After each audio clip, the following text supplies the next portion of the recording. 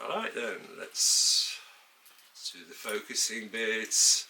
Channel. We're in the room. Channel good thoughts. Good afternoon, good morning, good evening everybody. This is episode of Grey Matters. This is Alison, I'm Gary. We are now in 2026. Goodness. Already. We're almost a week into. Nearly a week already. You can do. Oh my! Isn't the year? Yes. This is my first pizza of the year, and things like that will soon not be relevant. Oh, good. So, not having anything planned per se. That we thought I suggested an unseasonal podcast. Yeah. But actually hide things about. I'll talk about seasonal things. So. Well, starting with you. I am the Grinch, I think. Oh, now. please. Christmas is, if you're not religious and you haven't got children and you're not working, which I no longer am. Yeah. It was a very precious time when I worked because you had the 2 weeks when the phone didn't ring. Okay. So it was magical. Yeah. Now it's just another day. Yeah. Oh, yeah. I agree with. Yeah. Well, Terry and I made the decision. I suggested it that we actually don't do anything for Christmas. It just do things, just let it happen. Yeah. We don't do the gift giving thing because that's just such a big pressure, and I think I could be accused of buying things that I liked. Oh, clearly. Yeah. And I always my think, gift to you is exactly what I want. Yeah, in my size. Del says, and he has a really good theory, I think, this is my husband, that a present is something you don't want and you don't need. Because if you wanted it or needed it, you'd have already bought it. Yes, yes. And that makes it even more challenging. I have not issue. Right? So it's my. I don't think I'm not bothered. I think the term Grinch is overused. Yes, it is. And I think, come on, let's think of something else. If you really curmudgeon, yeah, a curmudgeon, yeah. I think that's a little bit overused, and it's like, are you pro or anti, what have you? And it's like, I'm neither. But yeah, it was just that vacuous thing of struggling to find a gift that somebody would like, but ends up being your taste, and then it just gets consigned to a cupboard. Yeah, no, that's which sad. is sad. That is yes. sad. So, but I always have issue with people being lonely at Christmas, being cold at Christmas, this, that, and that. I don't think like that. Yeah. However, but they're cold the day before. They're cold the day before, and sometimes maybe in the middle of summer they're cold and lonely or whatever. Yeah. So I would prefer, in this, me being like the worthy character that I try to be on occasions. Yeah, but do it all the way through the year. Be kind. Be kind. Yes. Be nice. And what's the point of eating until you feel sick? Oh, it's not unpleasant. Why don't you just do that on normal days? But it's just. You'd have a documentary about it if you did it every day like that. So, actually, no, there is. There's a. I'm sure I saw something on YouTube years ago. There's a lad that goes to. He leaves, say somewhere really quite extreme. It's Newcastle, but there's a takeaway in Bournemouth that he really likes, and he does it every Sunday, and he makes this really, really long journey, and he goes and has the same meal from the same place every Sunday throughout the year. So yeah, I mean, people's eating habits are strange, I think strange. I have it for food. Over this time of year, mince pies, best things ever. It is my thing. It's not a fetish. It's just a lifestyle. Great mince pies. It's a lifestyle. My lifestyle choices, yes. And for me, it's the balance of pastry to filling to crispness. The actual size of them. They're not too small. They're not too big. Do you ever check the list of ingredients? Oh, please. I don't know. Mince pie poison. I'm still here and I don't glow in the dark, so it's all good with me. All good with me. So yeah, seasonally, I don't. We don't do it here. There are a few exceptions, and it does this period from November up until it'd be about the 1st of January. It's the alliteration of everything, festive fun, and it's like. You notice that Easter eggs are in the shops already? I've already had some hot cross buns. Oh, this is disgusting. Wait, no. But that sort of blows apart the. Where's the anticipation if it's there for months and months and months? And the joy of Christmas was the anticipation. You clearly haven't worked in retail. No, I haven't. No. Have you ever done retail ever? I did.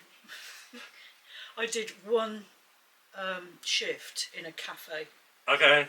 That's it. That was it. I am not dealing with the great unwashed. Okay. Thank you very much. Well, I did 9 years. Yeah. 9 years at Woolies. Yeah. Listening to the soundtrack for 2 hours.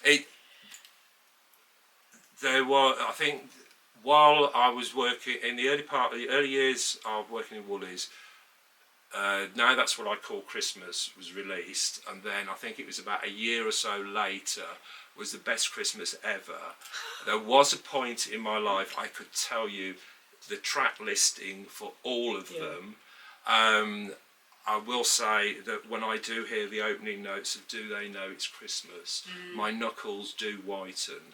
I think it's brutal. And it's no way to treat. Why do we only close the shops for one day? Can we not do without retail for more than a day and allow retail workers a bit of a bloody break? Oh, you're so worthy with that. It's their job. Yeah, I know.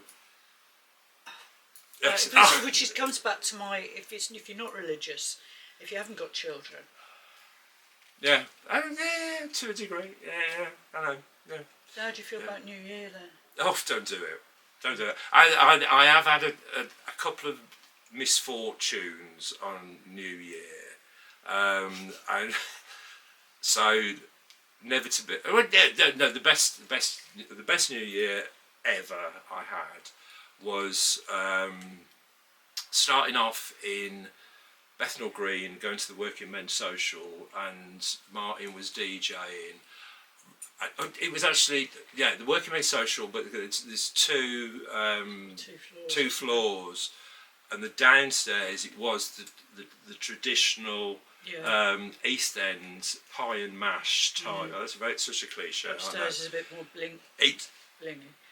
No, it's not. It's the opposite. It's all run. It was when I was there because I filmed a music video there. Okay. Okay. Oh yeah, you said. Well, the times that I went, that would be about 15 years ago. The olden days.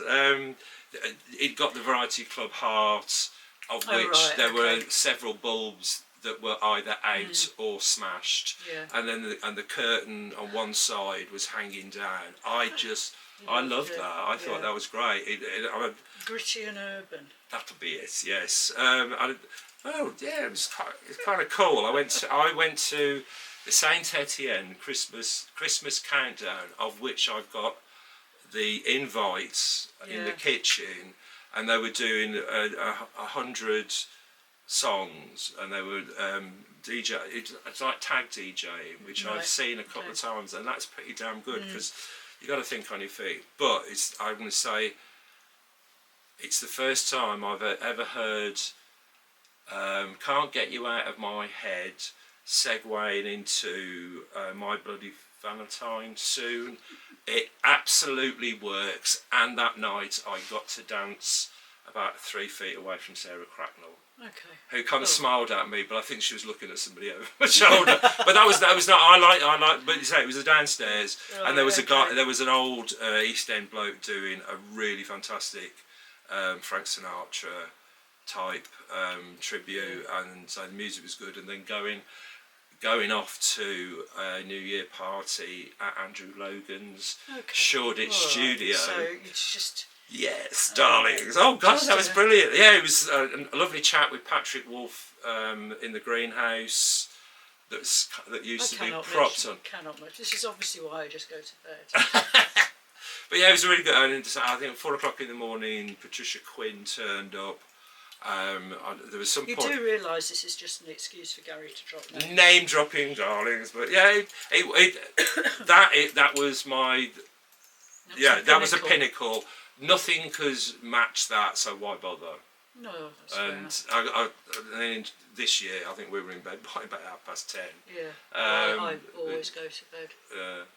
And the fireworks, so many bloody fireworks. I'm just mad.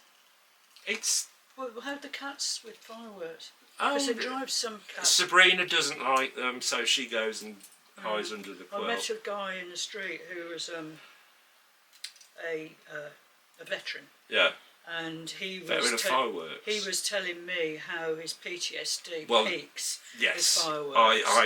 I would say that is something, but unfortunately it's going to be the numbers of people that enjoy, and it's like our accessibility to things now. I mean, just down the road there's a fireworks shop, and I know there back in our youth. Yeah.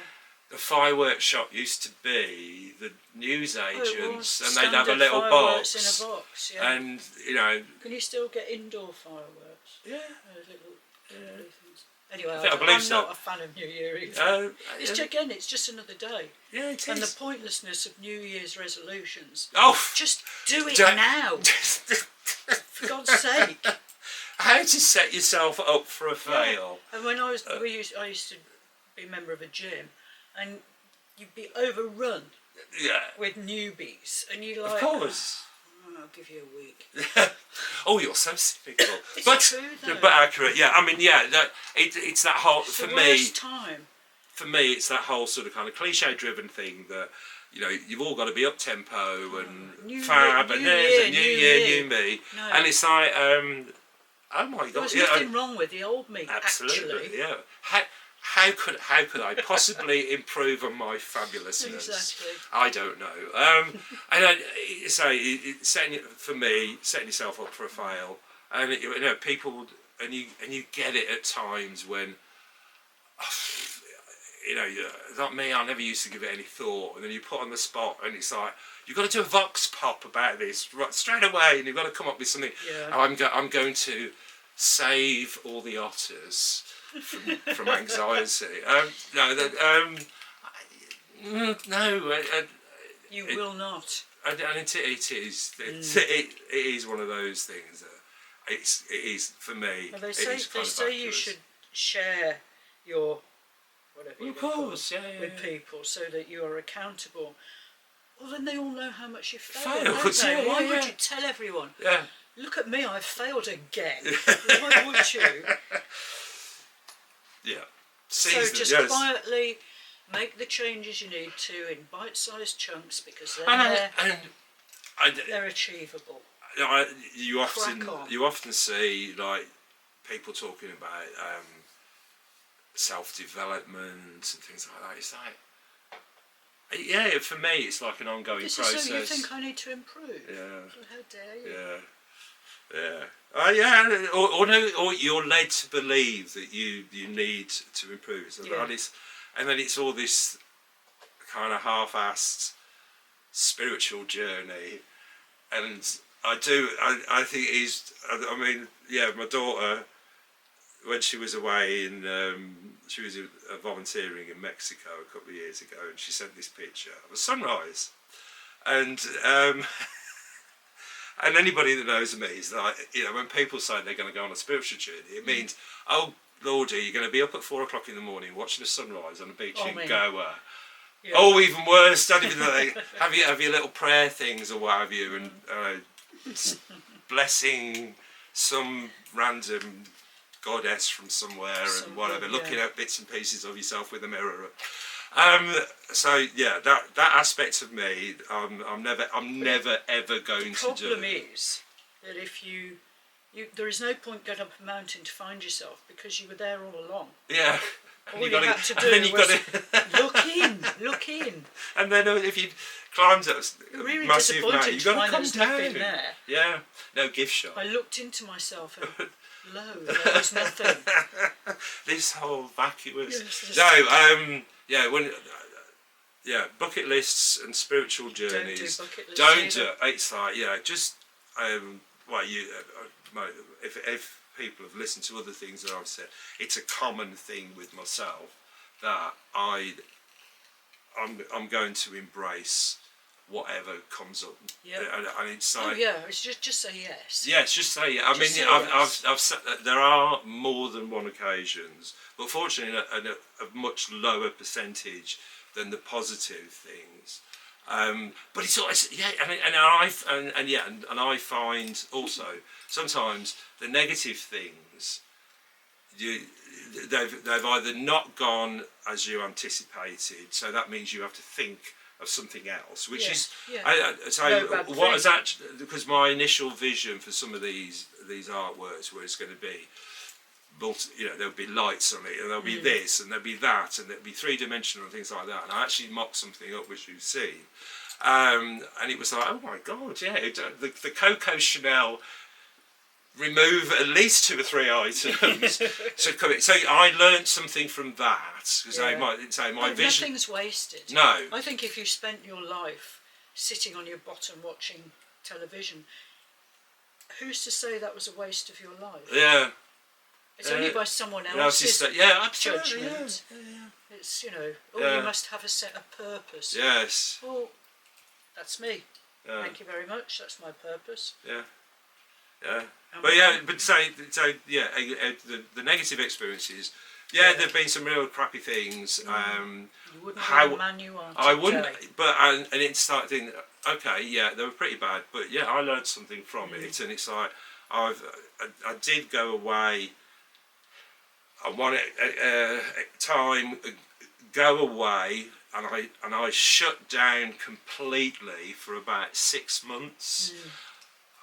I didn't realise what a twat I was being, because it was like I have been asked, do I have any hobbies, and it's like no. No, I don't do stamp collecting. I don't do rambling in the countryside. It's just photography is what I do. It's me. So a good friend had a good word, a strong word with me, which was on the lines of, "You're being a dick," which I respond to things like that. But it was like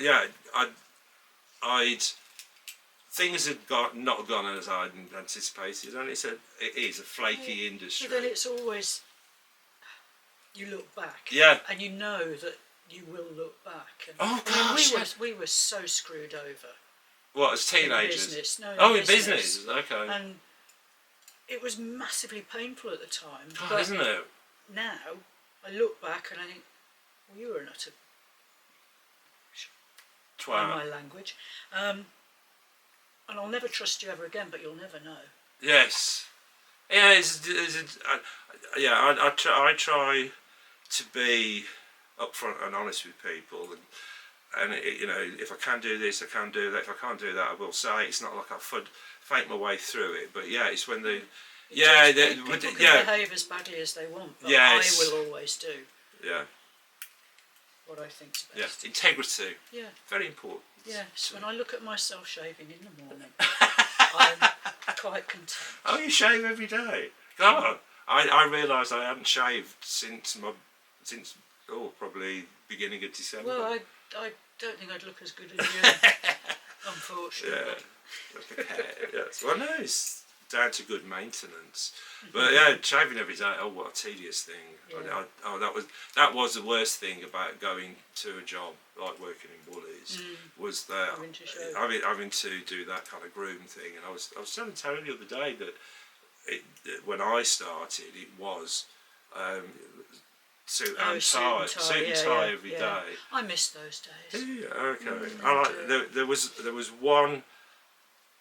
Because afterwards, everybody looked the same. So we all management had colleague apparel, and they were nice. There were these kind of dark teal combats, very useful, extra pockets. Yeah.